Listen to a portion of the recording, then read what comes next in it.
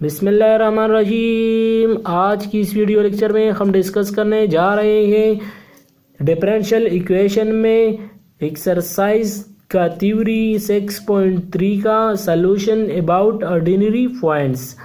तो about ordinary points के बारे में आज हम डिस्कस करेंगे। क्योंकि हमने पावर सीरीज़ का पूरा कंसेप्ट लास्ट लेक्चर में हमने पढ़ लिया। आज हम जाएंगे पावर सीरीज़ के कई इंपॉर्टेंट एग्जाम्पल भी करेंगे और ऑर्डिनरी पॉइंट और सिंगुलर पॉइंट को भी डिस्कस करेंगे। तो सबसे पहले हम जाएंगे यहाँ पर सेकंड ऑर्डर डिफरेंशियल इक्वेशन का असल फॉर्म की तरफ। तो सेकंड ऑर्डर डिफरेंशियल इक्वेशन किस फॉर्म में होता है? a2 of x y double dash plus a1 of x y dash plus a0 of x और यहाँ पर y equal to 0। y double dash का मतलब क्या है? Double order. डबल ऑर्डर का मतलब क्या है कि d square y divide by d x square. ये हमारे पास वाई डबल डैश होता है, मैंने आपको बताया भी है, और y dash d y by d x के बराबर होता है। इस तरह हमारे पास ये पावर सीरीज में यूज़ होते हैं, मैंने आपको बताया भी है। अब यहाँ पर a2x a1x और a0x ये हमारे पास कोएफिशिएंट है और ऐसे साथ इसके साथ आएंगे। यहाँ पर आप देख ले तो इसको ऐसे फॉर्म भी लिख सकते हैं कि a2x को अगर यहाँ पर डिवाइड कर दें, यहाँ पर भी और यहाँ पर भी और यहाँ पर भी, तो बोथ साइड पर डिवाइड कर दो तो हमारे पास ये फॉर्म आ जाएगा। यानी a2x नीचे कैंसिल हो जाएगा, ऊपर भी यहाँ पर a1x डिवाइड बाई a2x को p ऑफ x नाम दिया और यहाँ पर a0x डिवाइड बाई a2x को q ऑफ x दे दिया।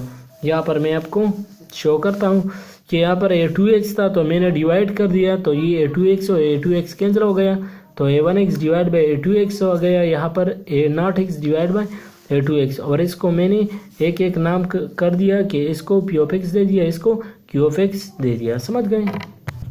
अब हम जाएंगे ऑर्डिनरी और सिंगुलर पॉइंट की डिफिनीशन की तरफ कि ऑर्डिनरी पॉइंट क्या है और सिंगुलर पॉइंट क्या होता है। A point x not is said to be ordinary point. X not हमारे पास कोई नंबर है तो इसको हम ऑर्डिनरी पॉइंट क्या कहेंगे, कब कहेंगे? Of the differential equation if both your p of x and q of x are analytic at x not. इसका मतलब क्या हुआ तो मैं आपको बताता हूँ। सिंपल वर्ड में अगर आप बात करें कि एनालिटिक क्या होता है, तो एनालिटिक हमारे पास अगर हमारे पास कोई वैल्यू फाइनाइट आ जाए, यानी कोई वैल्यू किसी भी डिफरेंशियल इक्वेशन से या किसी गिवन फंक्शन से फाइनाइट वैल्यू आ जाए, तो इसको हम कहते हैं कि ये एनालिटिक है, यानी डिफरेंशिएबल है। और नॉन एनालिटिक क्या होता है कि वो हमारे पास इनफाइनाइट वैल्यू किसी फंक्शन से आ जाए। तो हमारे पास फाइनाइट वैल्यू तमाम रियल नंबर हो सकते हैं और इनफाइनाइट नंबर हमारे पास क्या हो सकता है, यहाँ पर इन्फिनिटी हो सकता है, इस तरह 0/0 फॉर्म हो सकता है। ये हमारे पास इनफाइनाइट फॉर्म होते हैं। अब यहाँ पर एनालिटिक क्या होता है, तो यहाँ पर एनालिटिक ऑर्डिनरी पॉइंट को हम ज़ाहिर करते हैं और सिंगुलर पॉइंट को नॉन एनालिटिक कहते हैं। तो यहाँ पर मैंने आपको सिंपल भाषा में क्या समझाई कि हमारे पास एनालिटिक क्या होता है, नॉन एनालिटिक क्या होता है। अब मैं एग्जांपल करता हूँ तो आपको इससे क्लियर हो जाएगा कि ऑर्डिनरी पॉइंट क्या है और सिंगुलर पॉइंट क्या है। ऑर्डिनरी पॉइंट के लिए मैं एफ ऑफ एक्स सपोज करता हूँ 1/x³ है और यहाँ पर at x equal to 0 it is a singular point. यहाँ पर आप पुट कर दे 0, जब पुट करेंगे तो 1/0 फॉर्म आ जाएगा। तो 1/0 क्या होता है? इनफाइनाइट होता है और ये भी अनडिटरमिनेट फॉर्म होता है। तो इसलिए हम कह सकते हैं कि जब इनफाइनाइट वैल्यू आ जाए तो वो क्या होता है? वो सिंगुलर पॉइंट होता है। सिंगुलर पॉइंट वो पॉइंट होता है जिस पर वो फंक्शन जो गिवन फंक्शन है वो इनफाइनाइट हो जाए, तो इसको हम कहते हैं सिंगुलर पॉइंट। यहाँ पर 0 पर ये क्या हो सकता है? ये इनफाइनाइट। अब यहाँ पर दूसरा वैल्यू पुट कर दो, 2 पुट कर दो, 3 पुट कर दो, जो वैल्यू आप पुट कर सकते हो 1/2², तो ये हमारे पास 1/4 होता है, तो ये फाइनाइट वैल्यू आ गया। इस तरह हमारे पास 3 पुट कर दो, 9 पुट कर दो, 100 लेख कुछ भी आप पुट कर दो, पॉइंट्स में भी पुट कर दो, तो वो हमारे पास एक फाइनाइट नंबर आता है। तो जो फाइनाइट नंबर आते हैं इसको हम कहते हैं ऑर्डिनरी पॉइंट, और जिस पॉइंट पर वो अनडिफाइन हो जाता है इसको हम कहते हैं सिंगुलर पॉइंट। इस तरह मैंने ये लिखा है कि हमारे पास इसके जो ऑर्डिनरी पॉइंट होंगे वो इनफाइनाइट है, कि बहुत सारे इसके हमारे पास क्या हो सकते हैं, ऑर्डिनरी पॉइंट बहुत सारे इसके हो सकते हैं। इस तरह हमने f of x equal to 1/x-4 लिया है होल स्क्वायर, तो इसका हमारे पास क्या हो सकता है, इसका हमारे पास ऑर्डिनरी पॉइंट क्या हो सकता है और सिंगुलर पॉइंट क्या हो सकता है। तो जब मैं x इक्वल टू 4 पुट कर दूँ तो क्या हो जाएगा, 1/4 - 4 होल स्क्वायर 1/0। तो फिर से ये इनफाइनाइट आ गया। तो इसका मतलब क्या हुआ कि ये इस पॉइंट पर फिर से क्या होता है, अनडिफाइन होता है। तो इसलिए x इक्वल टू 4 हमारे पास सिंगुलर पॉइंट है। इस तरह x इक्वल टू 0 भी हमारे पास ऑर्डिनरी पॉइंट है। x इक्वल टू 2, 3, 4 कई क्वेश्चन में हम जाएंगे कि हम लिखेंगे कि x इक्वल टू 0, बहुत सारे क्वेश्चन में हम लिखेंगे कि x equal to 0 ordinary point है। तो इसको हम ऐसे भी लिख सकते हैं, ये आर्बिट्ररी है।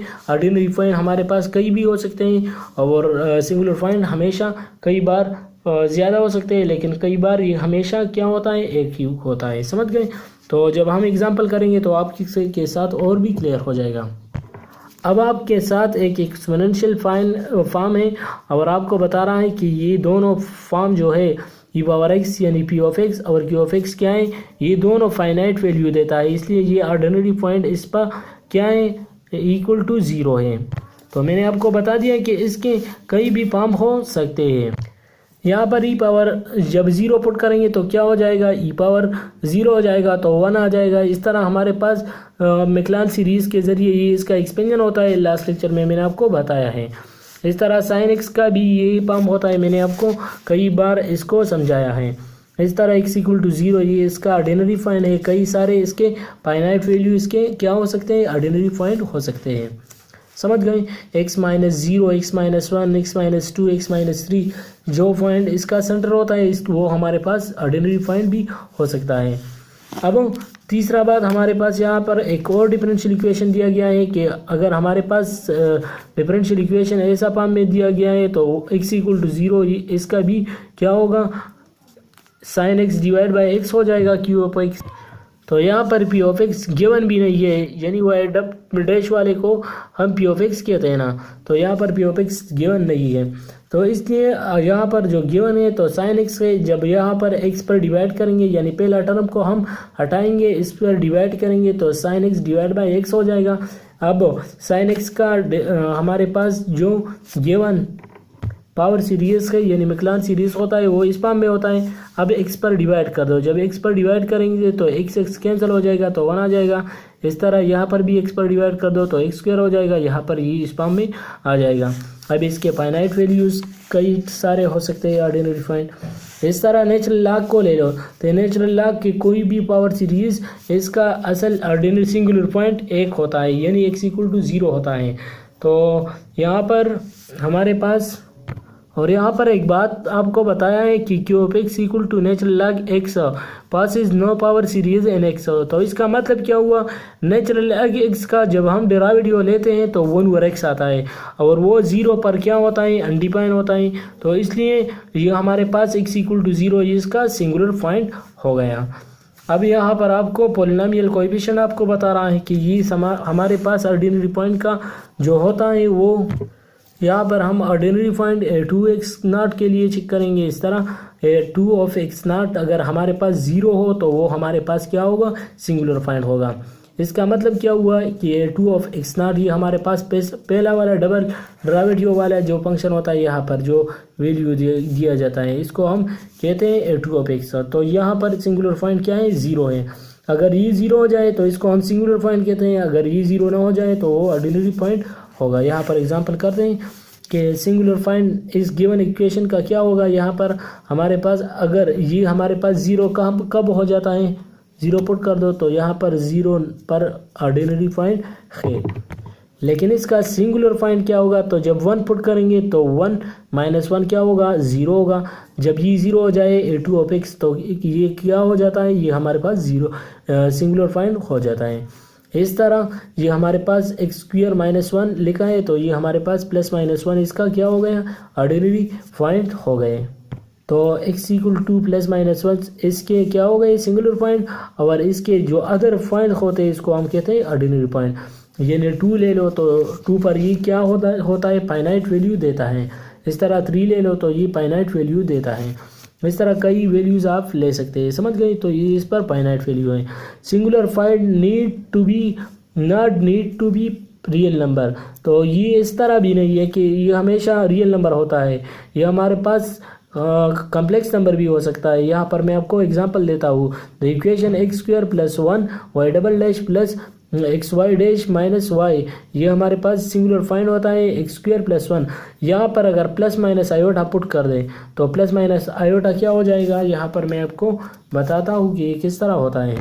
यहाँ पर हमारे पास एक्स स्क्वायर और प्लस 1 है, तो ये कहाँ पर हमारे पास क्या होगा, ये ज़ीरो किस पॉइंट पर होता है, -1 अंडर रूट पर अगर मैं पुट कर दूँ तो ये स्क्वायर हो जाएगा, +1 आ जाएगा। अब स्क्वायर अंडर रूट कैंसिल हो जाएगा तो -1 और यहाँ पर +1 रह जाएगा। तो -1 + 1 पर क्या होता है, 0। अगर टू ऑफ नॉट एक्स किसके बराबर आ गया, 0 के। तो अब ये 0 के बराबर हो गए तो हम डायरेक्टली कह सकते हैं कि ये इसका सिंगुलर पॉइंट हो गया। क्यों, क्योंकि मैंने आपको बता दिया कि अगर ये पॉइंट 0 हो गया है, ये नीचे वाला 0 हो गया है, 2 ऑफ एक्स पर डिवाइड करेंगे ना, तो जब ये 0 हो गया तो इसका मतलब क्या हुआ कि ये हमारे पास इसका सिंगुलर पॉइंट हो गया, समझ गए। तो यहाँ पर रियल नंबर भी हो सकता है, इमेजिनरी भी हो सकता है। अब यहाँ पर एक बात आपको बताता है कि काशी-आइलर इक्वेशन हमारे पास दिया गया है। तो काशी-आइलर इक्वेशन हमारे पास इसमें ए बी सी कई कांस्टेंट नंबर है, तो इसके सिंगुलर पॉइंट क्या होगा, x = 0 होगा। देख ले, क्योंकि यहाँ पर 0 पुट कर दे तो क्या हो जाएगा, ये 0 हो जाएगा। जब ये पहला वाला टर्म 0 हो जाएगी, यानी ये 2 ऑफ नॉट एक्स 0 हो जाए तो क्या होगा, तो ये हमारे पास क्या होगा, अनडिफाइन होगा। इसलिए ये इसका 0 जो है ये सिंगुलर पॉइंट है। और जो नंबर कम्प्लेक्स नंबर है और ये तमाम रियल नंबर है, ये क्या हो गए, ये हमारे पास ऑर्डिनरी पॉइंट हो गए। अब हम आ गए हैं एग्जाम्पल 6 पर, और एग्जाम्पल 6 को डिस्कस करते हैं। यहाँ पर जितना थ्योरी था तो वो इतना इम्पोर्टेंट नहीं था, इसलिए मैंने यहाँ पर छोड़ लिया। अब हम जाते हैं एग्जाम्पल 6 को डिस्कस करते हैं पावर सीरीज़ के ज़रिए। तो एग्जाम्पल 6 की तरफ देखिए, हमारे पास वाई डबल डैश दिया गया है, -2x वाई दिया गया है, = 0 दिया गया है। सबसे पहले हम क्या करेंगे, पहला इसका जो पावर सीरीज़ का असल फॉर्म होता है वो हमारे पास y = cn × x power n के बराबर होता है, और समेशन n स्टार फ्रॉम 0, ये हमने कई बार डिस्कस किया है। अब y डैश क्या होगा, तो इसका डेरिवेटिव ले लो, तो n पहले ले आओ, तो n पहले आएगा, cn × x पावर n - 1 हो जाएगा। इस तरह डबल डेरिवेटिव ले लो, तो डबल डेरिवेटिव हम लेंगे तो cn × x पावर n - 2 हो जाएगा। अब क्या करेंगे, तो डबल डेरिवेटिव यहाँ पर पुट कर दो, और यहाँ पर -2x अपनी जगह पर आ जाएगा, और यहाँ पर y की वैल्यू मैंने पुट कर दिया। अब क्या करेंगे, तो हम सबसे पहले इसको x के साथ मल्टीप्लाई करते हैं, तो इसको मैंने मल्टीप्लाई कर दिया तो n+1 हो गया, और ये टर्म अपनी जगह पर आ गया। अब क्या करेंगे, तो इसके जो पावर है वो सेम बनाएंगे। तो यहाँ पर पावर कहाँ से स्टार्ट होता है, 0 से स्टार्ट होता है, और यहाँ पर पावर 1 से स्टार्ट होता है। तो सबसे पहले हम इन दोनों को के पावर जो है इसको सेम बनाएंगे। तो किस तरह से बनाएंगे, तो मैं आपको बताता हूँ यहाँ पर कि किस तरह बनाएंगे। सबसे पहले ये तो बड़ा है इससे, क्योंकि इसका पावर 1 से स्टार्ट होता है और इसका पावर 0 से। तो जब हम 1 पुट कर देंगे, यहाँ पर 2 पुट कर देंगे तो 0 हो जाएगा। तो यहाँ पर मैंने पुट कर दिया, 2 यहाँ पर आ गया, यहाँ पर 2 - 1 से क्या आता है, 1 आता है, इस तरह C2 आता है यहाँ पर n से, और x पावर 0 आ गया। 2 - 2 से क्या आता है, 0। इस तरह क्या करेंगे, तो यहाँ ये टर्म दोबारा लाएंगे, लेकिन यहाँ पर समेशन 3 हो जाएगा। क्यों, क्योंकि ये एक टर्म मैंने यहाँ पर कर दिया। अब ये अपनी जगह पर आ जाएगा। अब क्या करेंगे, तो डमी वेरिएबल बनाएंगे। डमी वेरिएबल का कंसेप्ट मैंने आपको बताया है कि n की जगह अगर हम सपोज कर दें कोई खास वैल्यू, और डमी वेरिएबल हम क्यों बनाते हैं, तो डमी वेरिएबल का कंसेप्ट में भी मैंने आपको बताया है कि हम इसलिए बनाते हैं कि ताकि हमारे पास सिंप्लीफिकेशन और आसान हो जाए। तो यहाँ पर हम इसका जो पावर है और इसका जो पावर है हम k के ज़रिए सपोज करेंगे, तो k = n - 2 हो जाएगा यहाँ पर। इस तरह यहाँ पर k = n+1 हो जाएगा। तो सपोज कर दो, यहाँ पर हमने सपोज कर दिया, तो यहाँ पर हमारे पास जब k n = 3 पुट कर देंगे तो ये क्या हो जाएगा, k की वैल्यू 3 - 2 से क्या आता है, 1 आता है, तो k = 1 हो जाएगा। इस तरह ये n है, तो n की जगह n की वैल्यू मालूम कर दो, तो क्या हो जाएगा, k = n = 2 को वहाँ ले जाओ तो k+2 हो जाएगा। तो यहाँ पर जहाँ पर भी n होगा तो मैंने यहाँ पर लिख लिया है और k+1 आ जाएगा, समझ गए। तो ये मैंने इसकी वैल्यू पुट कर दी, यहाँ पर n+1 पुट कर दिया तो ये अपनी वैल्यू आ जाएगी। अब हम कंपेयरिंग कोएफिशिएंट करेंगे, क्योंकि हमारे पास कांस्टेंट कोएफिशिएंट आ गया है ना, तो कंपेयरिंग कोएफिशिएंट करेंगे तो C2 आ जाएगा इक्वल टू 0 आ जाएगा। और बाकी क्या रह गया, ये तमाम एलिमेंट रह गए और समेशन को अपनी जगह पर छोड़ेंगे। अब देख लें हमारे पास क्या रह गया, तो ये हमारे पास रह गया था। अब हम जो जिसमें सबसे बड़ा CK+2 होगा तो इसको हम लेंगे, तो सबसे बड़ा ये वाला है तो CK+2 मैंने लिख लिया और इन दोनों को मैंने वहाँ ले गया और ये दोनों क्या हो गए, डिवीजन फॉर्म में हो गए। अब के कहाँ से स्टार्ट हुआ है, अगर के की वैल्यू 1 पुट कर दूँ तो ये और ज़्यादा होता है, क्योंकि सी हमारे पास क्या होना चाहिए, स्मॉल होना चाहिए। तो 0 से स्टार्ट लेंगे, तो जब 1 पुट करेंगे तो ये 0 हो जाएगा। तो जब हम यहाँ पर k = 1 से स्टार्ट ले लें तो ये 0 हो जाएगा। तो 1 - 1 तो ये 2C0 हो जाएगा। और यहाँ पर मैंने क्या पुट कर दिया, तो यहाँ पर 1 पुट कर दिया तो ये 3 आ जाएगा और यहाँ पर 2 हो जाएगा। इस तरह जब 2 पुट करेंगे तो 2 जब पुट कर दिया तो ये C4 हो जाएगा और 2C यहाँ पर 2 - 1 से क्या आता है, 1 आता है, C1 आ जाएगा, यहाँ पर 4 हो जाएगा और यहाँ पर 3 हो जाएगा। इस तरह हमारे पास C5 आ जाएगा। C5 का तरीका मैंने आपको बता दिया कि एक एक टर्म पुट कर दो, तो C7 से 8 C9 तक मैंने पुट किया है, C11 तक पुट किया है एंड सो ऑन, ये इस तरह जाएगा। अब y की वैल्यू हम किस तरह फाइंड करते थे, तो मैंने आपको बताया है कि समेशन वहाँ पर जो मैंने n = स्टार्ट फ्रॉम इंफिनिटी था Cn × x⁻n में पुट करेंगे, तो समेशन अप्लाई कर दो, इसको खोलो तो n = 0 पुट कर दो तो C0 हो जाएगा और यहाँ पर x⁻0 1 के बराबर होगा, C0 आ जाएगा। इस तरह C1x + C2x C3x इस तरह आ जाएंगे। तो सारे वैल्यू पुट कर दो, तो C0 के बराबर है, C1 की वैल्यू C1 है और C2 की वैल्यू क्या है, 0 है, तो मैंने बता दिया है। इस तरह C3, इस तरह C4, तो सारी वैल्यू हमारे पास C0 और C1 फॉर्म में आ जाएगी।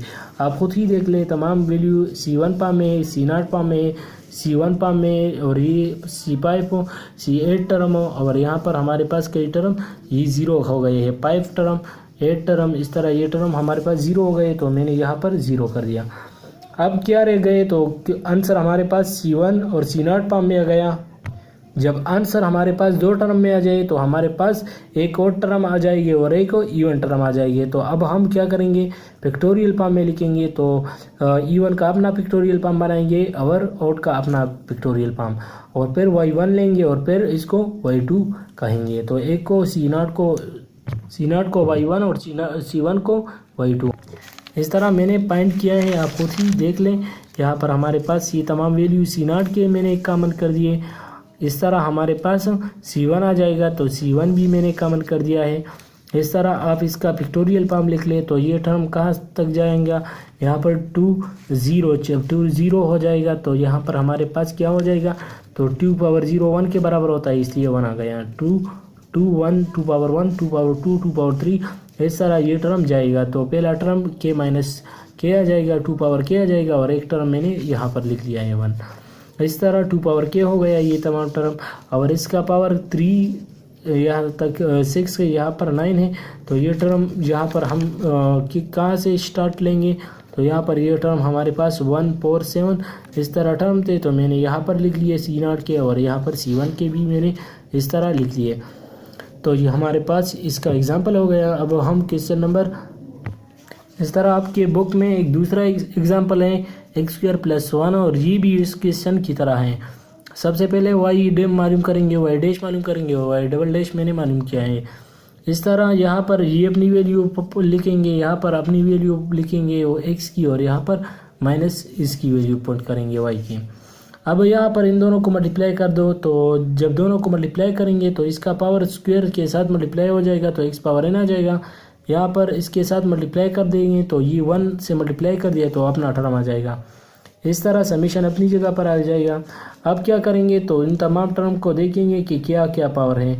तो ये जब 2 पुट करेंगे तो 2 स्टार्ट है, यहाँ पर 0 से, यहाँ पर 1 से, और यहाँ पर क्या है 0 से। तो इन दोनों को हम क्या करेंगे, बाहर कर देंगे। तो मैंने इन दोनों का जो पावर है इन दोनों को इसके साथ कंपेयर कर दिया, तो इसका पावर भी सेम हो गया, x पावर 0 से स्टार्ट हो गया, यहाँ पर 2 से स्टार्ट थे तो दोनों का पावर मैंने 2 कर दिया, तो ये मैंने सिंप्लीफाई कर दिया। यानी यहाँ पर मैंने जब 2 पुट कर दिया तो ये क्या हो गया 2c2 x पावर 0। इस तरह यहाँ पर दूसरा टर्म पुट कर दिया c0 x आ गया, और इस तरह तीसरा टर्म पुट कर दिया। अब यहाँ पर भी मैंने टर्म अप्लाई कर दिया तो c1 x और c-1 x हो गया, एक ही इसमें पुट कर दिया। अब क्या करेंगे तो समीशन इसका इन स्टार्ट फ्रॉम 2 ये वाला अपनी जगह पर आ जाएगा, लेकिन यहाँ पर इन स्टार्ट यहाँ पर क्या हो गया 4 हो गया, क्यों? क्योंकि यहाँ पर हमारे पास टर्म इसके बराबर मैंने कर दिया, समझ गए। तो समीशन मैंने वही अपनी जगह पर लगा दी। अब ये जो टर्म है बाकी हमारे पास, इसको हम कंपेयर करेंगे, c1x के साथ कैंसिल हो जाएगा, तो क्या रह गया इसके जो टर्म है इसको हम कंपेयर करेंगे। तो x पावर c2 है और c0 है, ये दोनों तो कांस्टेंट है, ये अपनी जगह पर आ जाएंगे, और 6c3 अपनी जगह पर आ जाएगा। और x को कंपेयर करेंगे तो x को अगर हम वहाँ पर कंपेयर कर दे तो वो तो 0 है, तो 0 के बराबर आ जाएगा। c3 हमारे पास 0 हो गया, और c2 और ये दोनों इसकी दूसरे के 0 के बराबर आ गए हैं। अब दूसरा टर्म ये रह गया, तो हम क्या करेंगे, यहाँ पर ck+2 की वैल्यू फाइंड करेंगे। तो सबसे पहले मैंने यहाँ पर ck+2 की वैल्यू मैंने फाइंड कर दी। अब यहाँ पर एक टर्म पुट कर दो, यहाँ पर 2 से स्टार्ट होगा, क्योंकि हमारे पास ये टर्म 2 से स्टार्ट होता है। यहाँ पर अगर 2 पुट कर दे तो यहाँ पर 4 हो जाएगा। इस तरह 2 पुट कर दे तो हमारे पास पहला टर्म पुट कर दे तो यहाँ पर 1 पुट कर दिया। इस तरह जब 1 पुट करेंगे तो ये हमारे पास c5 हो जाएगा, इस तरह c6 हो जाएगा, इस तरह c7 c8 हो तो ये टर्म जाएगा, और इस तरह c10 तक मैंने लिया है। इस तरह मैंने y की वैल्यू भी फाइंड किया है, कहाँ से, cn into x power n से। तो डायरेक्टली मैंने यहाँ पर वैल्यू पुट कर दिए है, और c1 और y1 की वैल्यू मैंने डायरेक्टली पुट किया है। आप खुद ही देख लें, अगर कोई नहीं आता तो आप मुझसे कमेंट में पूछ सकते हैं, क्योंकि अगर मैं सारा क्वेश्चन को तो सारा सोल्व करूँगा तो ये हमारे पास बहुत ही क्या होगा, लॉन्ग होगा, और वीडियो भी बहुत ही लॉन्ग बन जाती है, और फिर आप बोर हो जाते हैं, समझ गए। तो इसलिए मैं थोड़ा थोड़ा करता हूँ। इसमें यहाँ पर सिर्फ एक बात है कि c1 की वैल्यू जो है इसमें सिर्फ 1 आ गया है, और वो c1 खुद ही है, और इसके अलावा c0 ये आए हैं, सिर्फ c0 की वैल्यू आए हैं, और c1 के एक सिर्फ वैल्यू आ गए हैं, और वो अपना 1 है। अब यहाँ पर हमारे पास एक और एग्जाम्पल दिया गया है, वही एग्जाम्पल है, लेकिन यहाँ पर सिर्फ 1 + x और ज़्यादा किया है। वहाँ पर 1 + x² था, यहाँ पर 1 + x है। तो मैंने सिंप्लीफिकेशन नहीं किया, मैंने डायरेक्टली c2 की वैल्यू पुट कर दी, जो वहाँ पर मैंने कर दिया। और इस तरह ck+2 यानी इसका जो असल पाम था मैंने वही पाम लिख लिया। अब आपको क्लियर होगा, आप खुद ही फाइंड कर दो, तो नहीं आता तो कमेंट में पूछ सकते हैं, या मेरा डिस्क्रिप्शन में मेरा नंबर है, आप वहाँ से भी मुझसे बात कर सकते हैं, समझ गए। तो सबसे पहले आइट्रेशन करेंगे, तो वहाँ पर हम सबसे पहले आइट्रेशन करेंगे, हम चूज़ करेंगे c0 ≠ 0, c1 = 0। तो सारे क्वेश्चन जब एक्सरसाइज में हम सोल्व करेंगे तो ये बात करेंगे कि c0 ≠ 0 और c1 = 0। और हम ये क्यों बात ये करते हैं कि ये c0 = 0 है, c0 ≠ 0। तो यहाँ पर हम दो बात करेंगे कि एक तो एक्सरसाइज में भी यही दो बातें करेंगे, c0 को 0 सबसे पहले पुट करेंगे, और c1 को 0 यहाँ पर 1 पुट करेंगे। ये बात याद रखना, यहाँ पर कंफ्यूजन हो गई कि c0 को अगर ≠ 0 पुट करेंगे तो c1 को 0 पुट करेंगे। दूसरा बात यही करेंगे कि अगर y1 वैल्यू के लिए अगर y2 फाइंड करेंगे तो यहाँ पर एक बात करेंगे कि c0 को 0 पुट करेंगे, और c2 तो यहाँ पर c2 को 0 भी पुट करेंगे, समझ गए। जब c0 0 हो गया तो यहाँ पर हमारे पास असल पाम क्या था, c0 जब 0 हो गया तो ये भी 0 हो गया, c2 भी 0 हो गया। इस तरह यहाँ पर भी हम करेंगे कि c0 को अगर ≠ 0 करेंगे तो c1 क्या होगा, 0 होगा, और c1 कहाँ से 0 स्टार्ट होगा, तो यहाँ पर हम सबसे पहले k = 1 पुट कर दो, यहाँ पर k = 1 पुट कर दो, तो k = 1 मैंने पुट कर दिया, तो c1 हो गया, प्लस 1 - 1 c0 हो गया। तो यहाँ पर 1 + 1 क्या हो गया, 2 हो गया, यहाँ पर 3 हो गया, तो मैंने ये लिख लिया। अब यहाँ पर क्या रह गया, c1 क्या है, 0 है, और c0 क्या है, वो ≠ 0 है, तो यहाँ पर मैंने चूज़ किया है।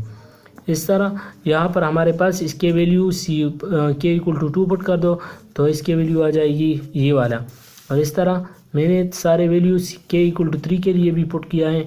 इस तरह एक सोल्यूशन हमने y1 इसके लिए फाइंड कर दिया और ये डैश डैश डैश इस तरह जाएगा, समझ गए। इस तरह हमारे पास C0 अगर 0 पुट कर दे तो C1 नॉट इक्वल टू 0 होगा, C1 नॉट इक्वल टू 0 होगा। एक बात ये याद रखना कि हम 1 को 0 पे पुट करेंगे, तो जब 1 को 0 पुट करेंगे तो C1 को नॉट इक्वल टू 0 आ जाएगा। क्यों? क्योंकि अगर दोनों को 0 पुट करेंगे तो हमारा सोल्यूशन क्या आ जाएगा, समझ गए।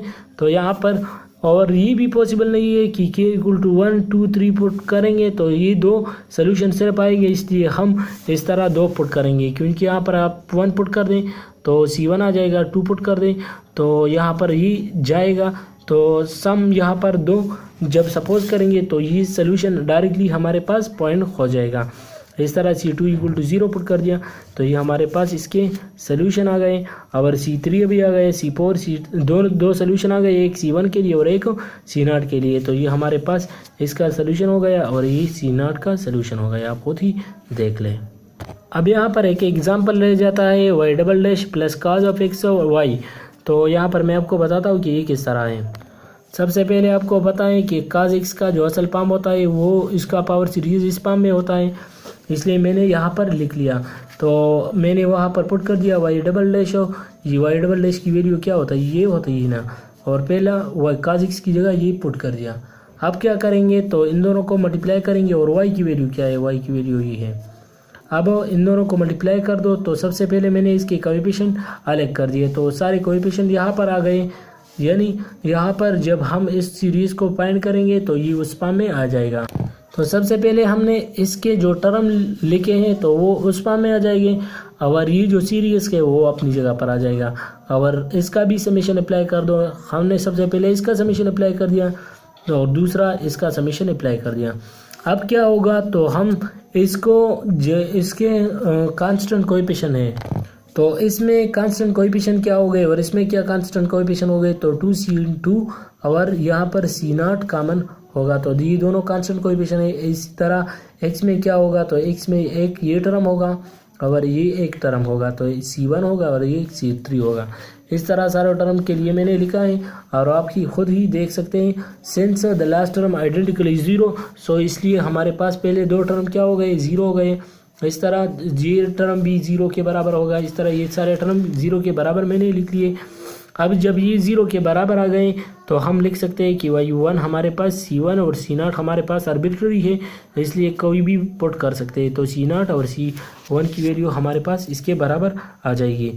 तो अगर आपको ये वीडियो पसंद आ गई तो प्लीज़ लाइक करें, शेयर करें। Thanks for watching.